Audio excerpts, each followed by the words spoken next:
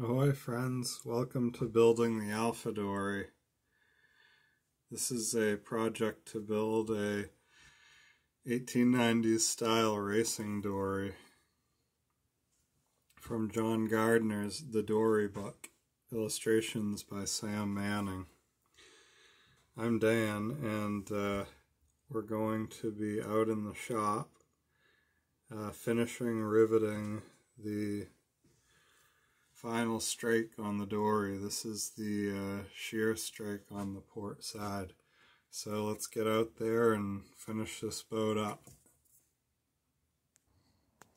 Yeah, kind of a gorgeous day out here, honestly. It's been in the low 30s most of the day. It got above freezing in the sun, at least on surfaces.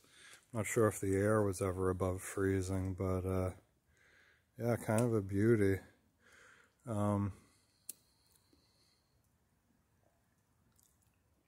Yeah, it's started out kind of gray, but no, it was a gorgeous day.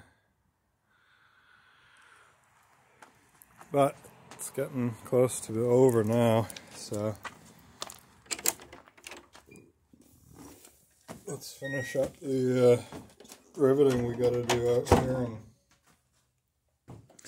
get indoors where it's nice and warm. Yeah, I got about a dozen rivets to put in. So it shouldn't take long, shouldn't be a long video.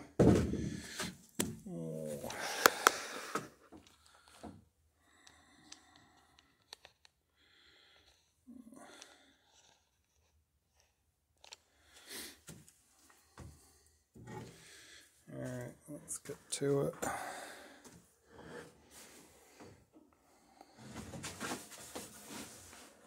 I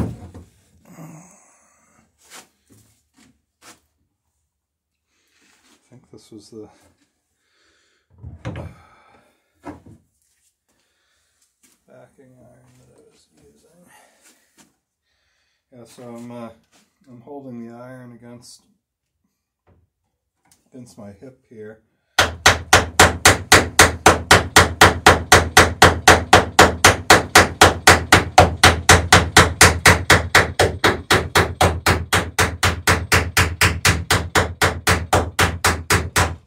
When we started out riveting, it was down, on your knee, and as you work your way up, it actually gets a little bit easier to, the ergonomics of it get a little bit easier. It's at a more comfortable height.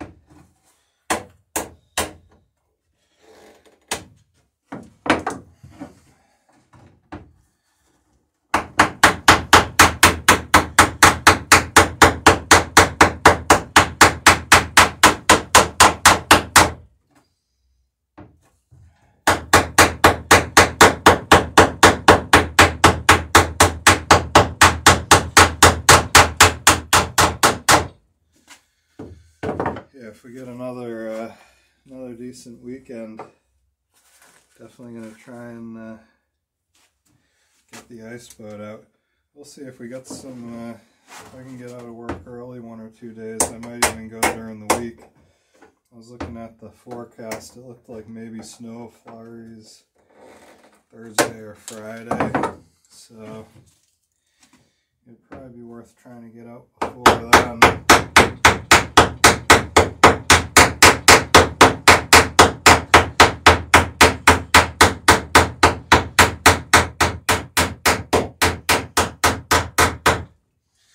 I work down in Essex, which they've got Tobacco Lake down there, which is a decent place to go.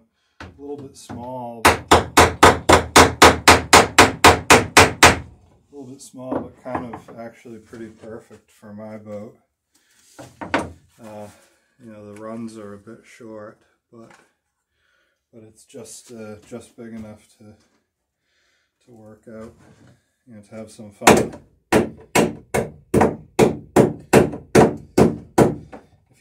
If you got a good wind, it's not so great because pretty much as soon as you get up to speed, you're slowing down to turn to come about. But if you've got a light to moderate wind, say 5 to 12 miles an hour, and typically on the lighter side, it can be perfect because you'll just be chugging along at 10-15 miles an hour and just enjoying the ride.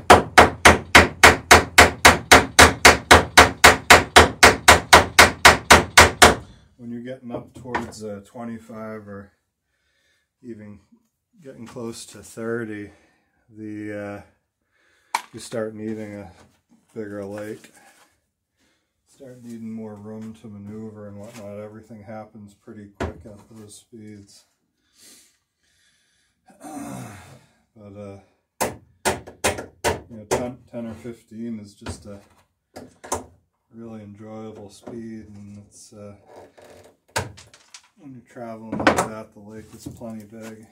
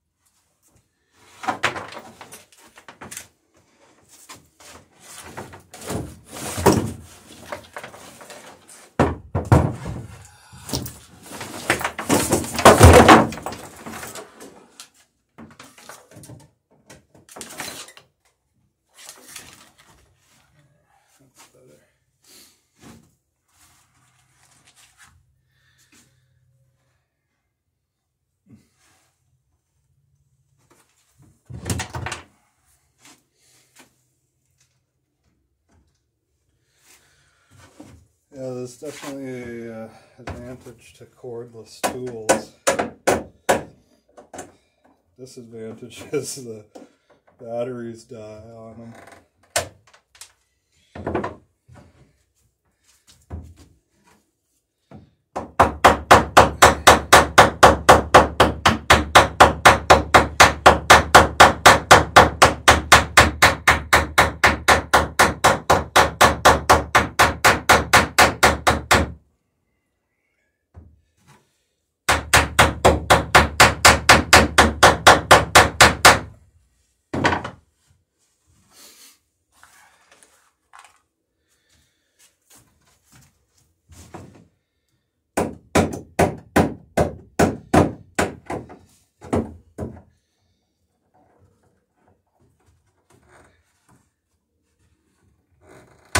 I can hear the train to Boston.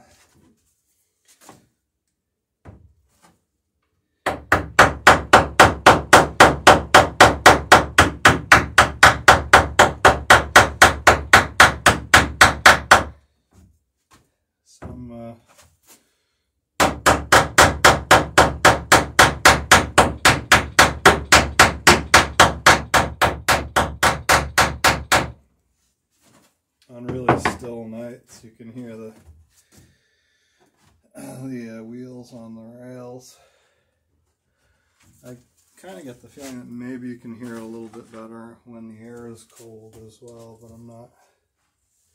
don't know if there's a scientific reason for that or not.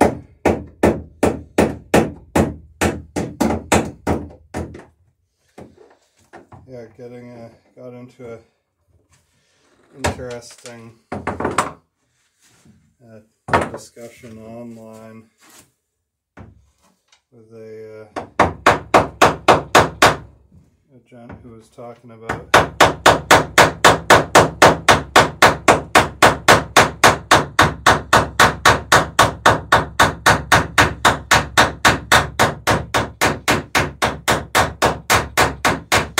his big brother used to sail these boats.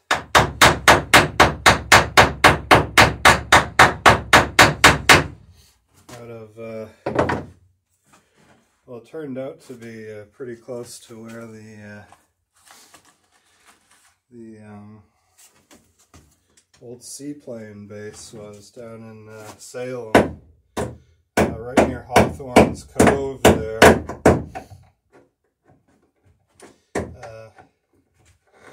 Out and around Salem Willows and whatnot. Yeah, I guess him and his buddies had a couple of these things, and go trailing around the harbor.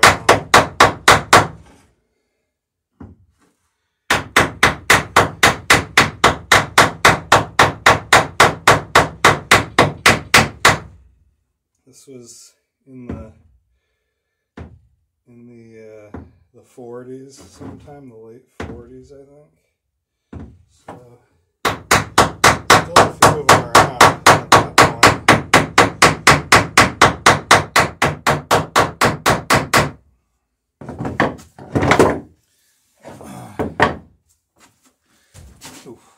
But yeah, they'd pretty much been replaced, but from what I can tell, by the Indians for serious racing at that point. The Indian, what was it, designed by John Alden, I think. And yeah, it's kind of the difference between the Alphas and those other early big racing dories. You know, the Alphas were, well, it was a 1800s design, really. You know, 1850s, 1860s, 1870s. You know, basically a Swampscott dory, then just kind of lengthened out, fined out. Whereas the big racing dories that kind of replaced the boats that came in and replaced the Alpha were all marine architect designed, like, you know, John Alden, and then Mower, C.D. Mower designed a 18-foot X dory, and then another bigger dory, similar in size to the Alpha.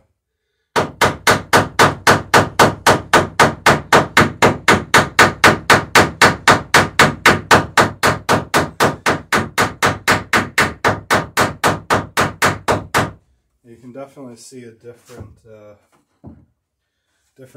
design philosophy in them. You know, whereas the Alpha is kind of long and narrow with the sort of cod's head and mackerel's tail. Lines are stretched aft, and you know, there's a very straight run aft, but into a very narrow transom, like almost a teardrop shape. Whereas these other big dories, they were kind of widened out, and then the transom was bulked out, filled out more and more. You know, in the case of the Indian, it's practically a typical transom. It's not even really a dory transom. So yeah, definitely a different, and they certainly don't row as well. You know, now rowing isn't part of sailboat racing, so that's not a concern. But if you're going to do both with it, you know, the Alpha's certainly the way to go. And then it's interesting, the other dory that's kind of the other racing dory from that time period that was designed by a builder, you know, designed by the guys who were using them as opposed to designed by a marine architect, is the Town class, which I think has a lot of sort of Amesbury influence, Amesbury skiff type because she's got, the Town Class has a big wide transom, which which means it competes favorably with the Marine Architect design boats. Now she definitely doesn't row as well, so.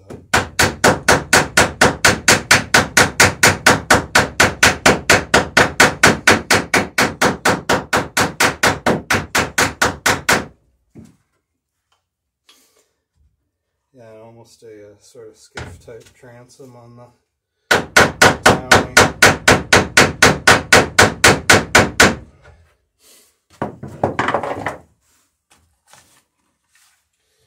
Alright, last rivet.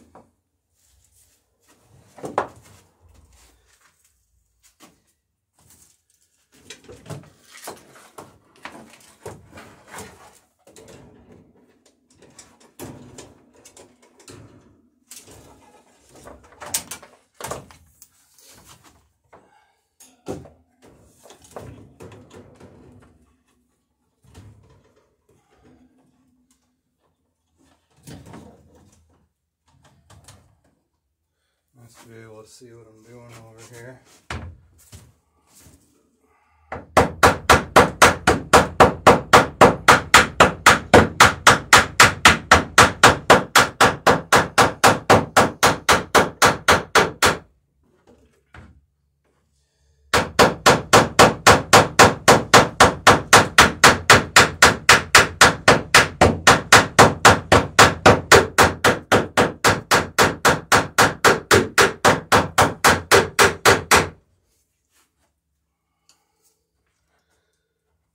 Good.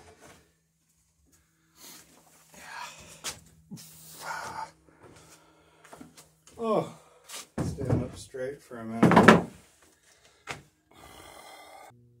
Okay, so yeah, like we were saying, this will be a little bit shorter video, but yeah, here we go. Got the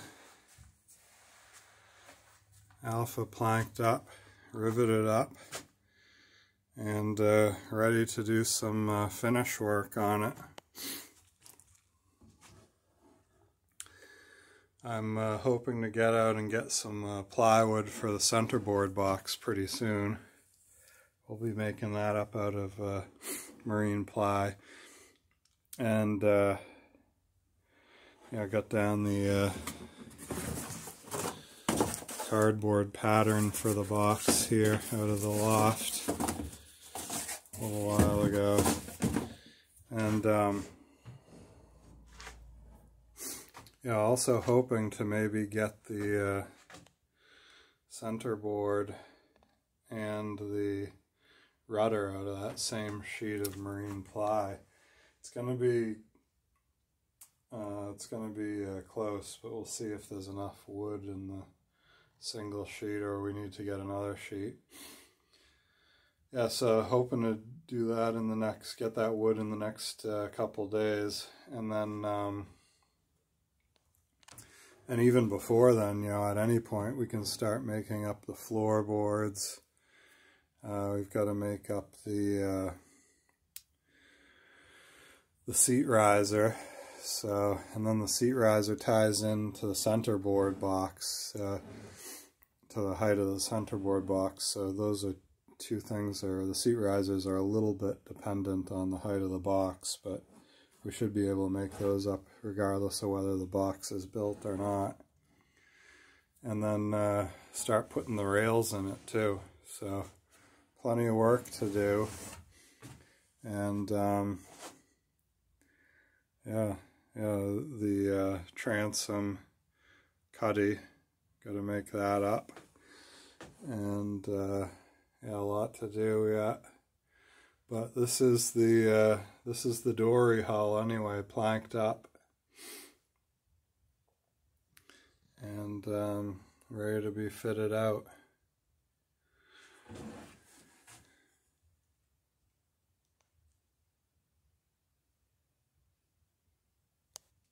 Yeah, see if I can get a angle shot of the. You can see here in the way the planks sort of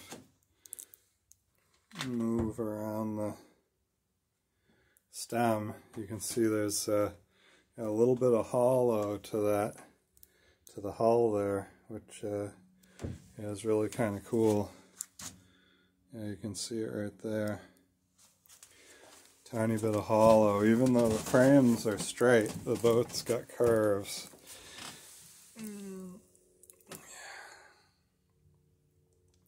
You can see the shape of the two knuckles there.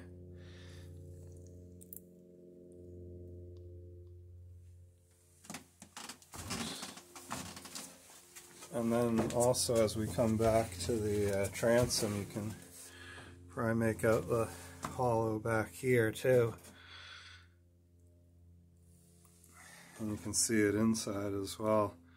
It has some definite shape to the planks as they come back there. So yeah, really pleased with how this this old Alpha planked up, and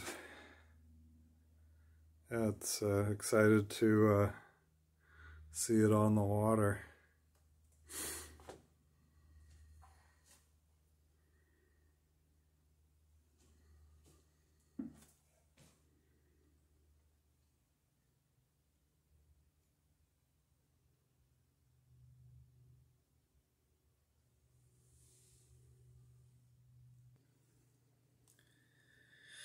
Great to see you at building the Alpha, Dory. Thanks for stopping by, and yeah, massive thank you to everyone who's liked, subscribed, supported the channel, and we look forward to seeing you all next episode. God bless.